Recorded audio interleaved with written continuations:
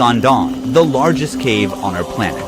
This cave is so massive that it has a completely self-sustained ecosystem with its own climate conditions. Hundreds of meters underground, the clouds you're used to seeing in the sky form inside this cave. Sangdong even has an untouched prehistoric rainforest hidden far below the surface, and a vast underground river. From transparent fish to colorful monkeys, over 250 endemic plant and animal species live in this underground world. 7 new animal species were recently discovered here and are unique to this place. Stretching 9 kilometers in length, this cave holds 38.5 million cubic meters of space, and its passages are so enormous that a 40-story skyscraper could fit inside, and its giant stalagmites are rising like towers of ancient cities. Walking inside, it's impossible not to feel as small as a tiny bug. Can a rock move on its own? Sangdong even contains phytokarst rocks, which move towards the sun like semi-living organisms. Rare cave pearls and many other unique formations are also found here.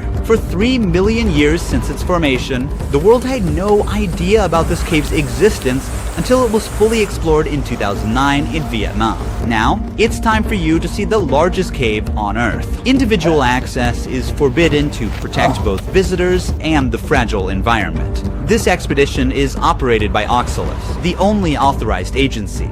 To reach Sangdong, we've trekked through the jungle for 9 hours, and now we must pass through N Cave, the world's 3rd largest cave. This cave serves as a gateway to the world's largest cave.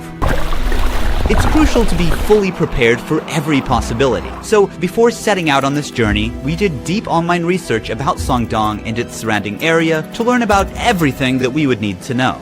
Now, we're heading towards the beach inside the cave. Over the centuries, water from nearby rivers gradually carved this place. The ceiling is 145 meters high, and the cave is 200 meters wide. During the flooding season, much of this empty space is submerged underwater. You can understand from the basket over there, the water levels rise so much that it can carry objects up to that level. With the breathtaking lake in front of us, it was impossible not to take a quick dip. At dusk, the sound of swift birds echoes in the cave. Because of their short and weak legs, these birds can't take off from the ground and must jump from a high place to fly. If they are trapped on the ground, it means death is certain for these birds. This one was unlucky and waited to die. At sunrise, we're ready for the journey to Sangdong. If we call this cave a neighborhood, then Sangdong is a massive city in comparison. We will move to the darkness now. I can't help but wonder what awaits us in Sangdong. As we walk, dozens of crickets on the ground start jumping from side to side. The ground is covered with centuries of bat guano. Above us, countless bats hang in deep sleep, but some are awake and constantly defecating on us, so it's not a good idea to look up. That's how my arm looks. We pass by formations that look like travertine. The limestone steps take us to the path that leads to Sangdong. Wow. The view here is amazing. You can see some water coming down from both sides. N Cave welcomed us for a night deep in the jungle. Now, it's time to meet Sangdong Cave. It's trying to come to me, you know? It's moving towards me. It knows what to leech on. Oh, it got too big. Beneath the soil we walk on lies the 450 million year old limestone formation, which began forming long before the existence of humans or even dinosaurs. This calcium-rich limestone is composed of shells and skeletons of ancient sea animals that sank to the ocean floor and gradually compressed over millions of years. However, since calcium dissolves easily in acid rain slowly erodes limestone and forms caves over time. This is how the world's largest cave was formed, by rain dissolving limestone. A challenging final climb brings us down to the grand entrance of Sangdong. As we move deeper, everyone's switching on their headlamps now. This path will lead us to the Hope and Vision Passage. In this 9-kilometer-long cave, there is so much to explore. We might be the first to record newly discovered animals. This is the entrance of Sondong Cave. You can see those people look tiny at the entrance. Even just a few steps in, we're surrounded by incredible cave formations. The water, rich in minerals, flows down from the ceilings or walls and builds these beautiful rimstone pools over time. The very first animal greeting us is a cricket. We are making our way through the rocks. Some stalagmites are sparkling in pure white because of the mineral type they're composed of. It looks like a diamond. Yes, it does. There's a huge stalactite in bronze color, resembling frozen waterfalls. The orange-brown hues suggest the presence of iron or other minerals mixed within the limestone. Some stalactites have actually broken off from the ceiling and fell down to the ground. That one in the middle is a fault line. It was formed because of tectonic movements of the Earth. Sondong's enormous size is not just the result of water erosion, but also the fractures caused by tectonic movements, which created pathways for water to flow deeper. There's a huge river in this part of the cave. If you fall, you can't swim. It's so fast. Heavy rains feed many rivers here, and a large and fast river now flows through the cave. How did this come to life? We are like hundreds of meters inside the cave. There is no sunlight. Heavy floods can bring soil and plant stems into the cave. That's why we see a sprouted seed here.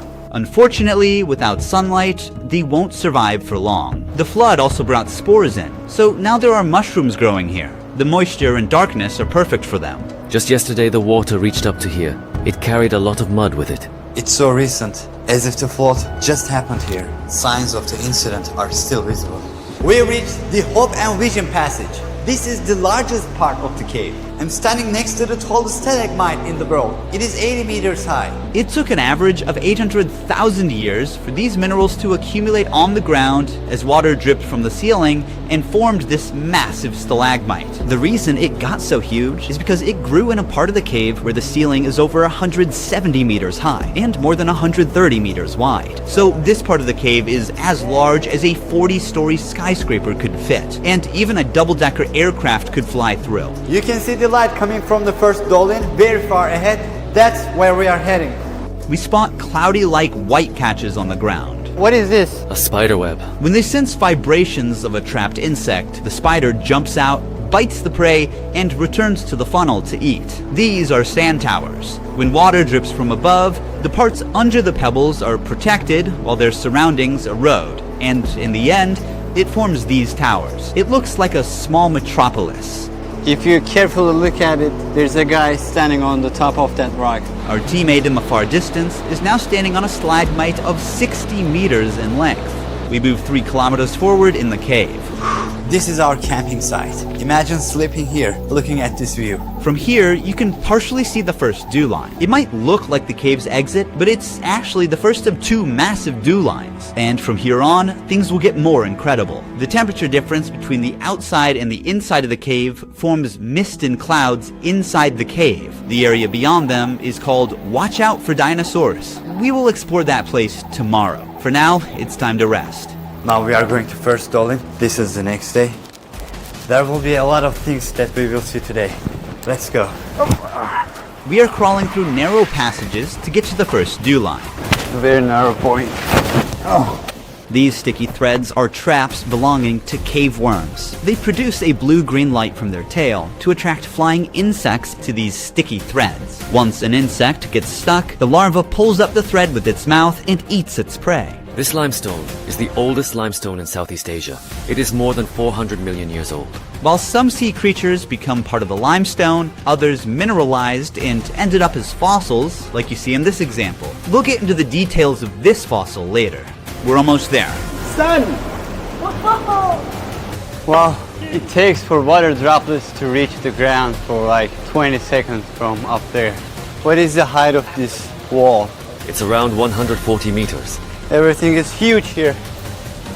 When you look up, you can see the trees of the rainforest surrounding the opening. But right now, we are meters below and still inside the cave. The reason why this hole exists is that hundreds of thousands of years ago, the river flowing inside Sondong eroded the limestone and weakened the roof. The roof couldn't hold up and collapsed, creating this giant hole above. So the light gave life to these algae and mosses.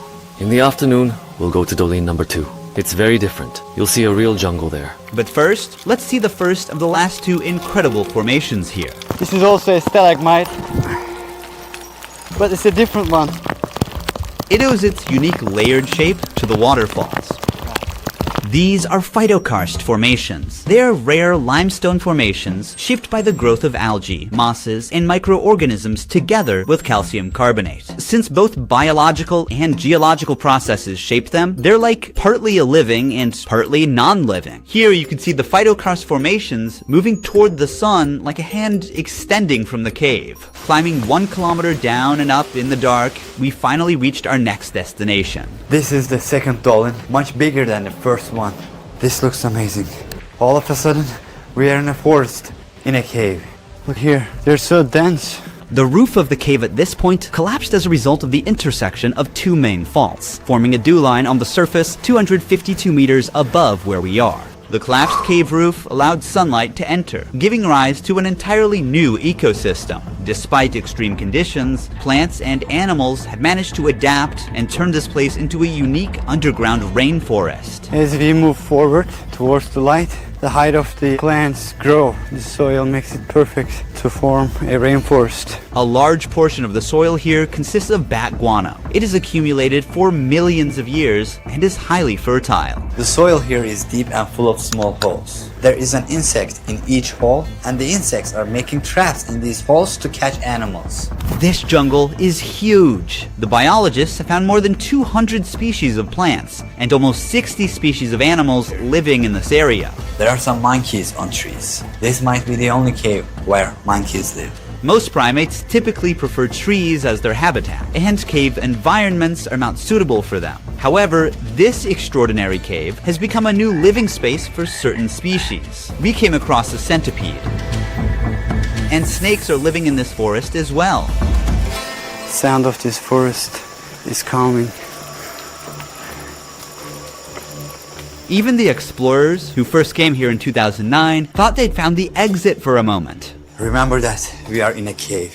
This cave has its own rainforest. All of these trees get thinner but taller to reach the sunlight coming from above. That's why all of them are very thin, but very tall compared to their width. Certain trees reach heights of 40 to 50 meters. It's because the trees prioritize height to maximize sunlight absorption.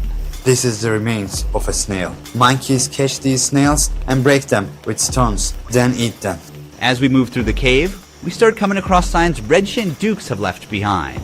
Look, so many snails. Most of them are broken and probably eaten by a monkey. We kind of forget we're in the cave because it's so massive. This is where we are going to camp tonight. It's our fourth and final day in the cave. Today, we navigate through a water-filled passage before reaching the Great Wall of Vietnam. The stalagmites here look fascinating, almost like the work of a sculptor. A pool of water surrounds this column and fish are swimming in it. These fish have no eyes as they have adapted to live in this total darkness. Instead, their other senses got stronger over time.